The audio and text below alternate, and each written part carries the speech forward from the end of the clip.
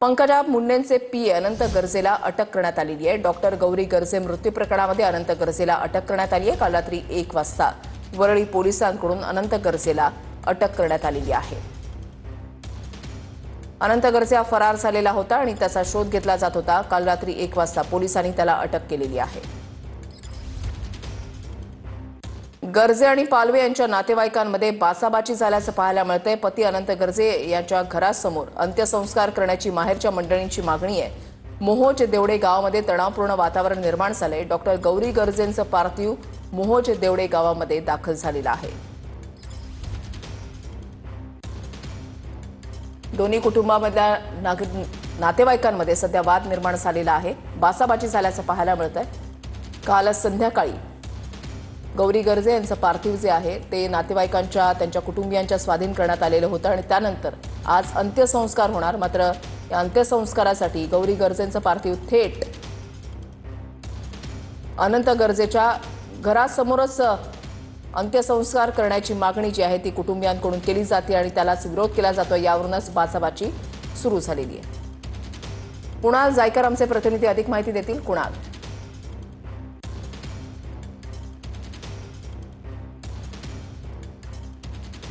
निश्चितच आपण बघितलं की पंकजा मुंडे यांचे जे सहाय्यक आहे अनंत गर्जे यांच्या पत्नीने आत्महत्या केल्याचं समोर आलं होतं। त्यानंतर अनंत गर्जे यांच्यावरती अनेक आरोप जे आहे ते गौरी यांच्या परिवाराने केले होते आणि त्यानंतर आता गौरी पालवे यांचा जो अंत्यविधी आहे तो अनंत गर्जे आहे त्याचं मूळ गाव जे आहे पाथर्डी तालुक्यामध्ये मोहोज देवडे या गावामध्ये त्याचं पार्थिव आणलेलं आहे आणि त्या ठिकाणी आता थोडंसं तणावाचं वातावरण जे आहे ते कुठेतरी निर्माण झाल्याचं आपल्याला पाहायला मिळतं आहे।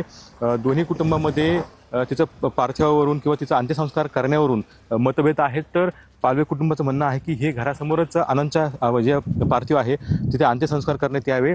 तर कुटुंबाचं म्हणणं आहे तर जवळच गावामध्ये जी स्मशानभूमी आहे तर तिथं अंत्यसंस्कार करण्यात यावे।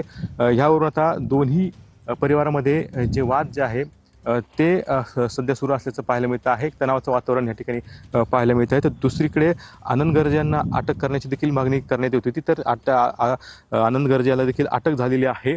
त्यामुळे आता कुठेतरी सामंजस्य भूमिका जी आहे ते काही नातेवाईक जे असतील ते घेण्याच्या मनस्थितीत आहे। मात्र आपण बघितलं की काही वेळापूर्वी गौरीचे वडील देखील थोडेसे आक्रमक झाले, ते भावनिक झाले होते।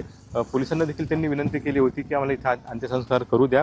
त्यामुळे आता पोलीस असतील किंवा दोन्हीकडचे नातेवाईक असतील यांच्यामध्ये आता थोडीशी बोलणी चालू आहे आणि त्यानंतर आता गौरीचे अंत्यसंस्कार कुठे होतात हे पाहणं महत्त्वाचं असणार आहे। मात्र सध्या तरी घरासमोरच हे अंत्यसंस्कार करावे अशी भूमिका जी आहे त्या गौरीच्या कुटुंबांनी घेतलेली आहे किंवा ते नातेवाईकांनी घेतलेले आहे। हे आनंद गर्जे यांचं मूळ गाव आहे। या मूळ गावीच आता तिचं मोहोज देवडे हे गाव आहे। तिथे जर आता हे सगळं तणावाचं वातावरण पाहायला मिळतं आहे आणि एकंदरीतच आपण बघतो की सगळी गर्दी असेल, नातेवाईक असेल, गाड्या आहे, या सगळ्या इथे दोन्ही बाजूचे नक्कीच तणावपूर्ण वातावरण या ठिकाणी पाहायला मिळतंय। कुणाला धन्यवाद दिलेल्या सविस्तर माहितीसाठी।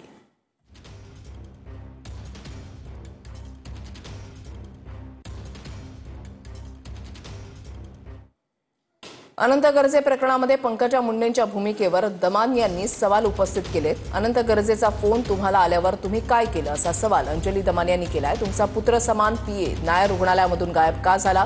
पंकजा मुंडेंचा पीए अनंत गर्जेंच्या पत्नीनं आत्महत्या केलेली आणि त्यावरून अंजली दमानी आक्रमक झालेले आहेत। अंजली दमानी यांनी थेट पंकजा मुंडेंनाच सवाल केलेला आहे। दमानी यांनी ट्विट केलेलं आहे। त्यांनी असं म्हटलंय की अनंत गर्जेचा दुसऱ्या पीएच्या फोनवरून तुम्हाला फोन आला असं तुम्ही सांगितलं आणि त्यानंतर तुम्ही पुढे काय केलं? तुम्ही घटनास्थळी का गेला नाहीत? तुमच्या कार्यालयानं पोलिसांना हे का कळवलं नाही? पुत्रसमान पीएला तत्काळ मदतीसाठी का गेला नाहीत? पुत्रसमान पीए नायर रुग्णालयामधून गायब का झाला? आपण पोलीस स्थानकामध्ये येऊन रुग्णालयाला येऊन कुटुंबाची मदत का केली नाही? काल दुपारपर्यंत तुम्ही या प्रकरणावर काहीच का बोलला नाहीत? पालवे कुटुंबाला तुमची मदत का झाली नाही हे स्पष्ट करावं।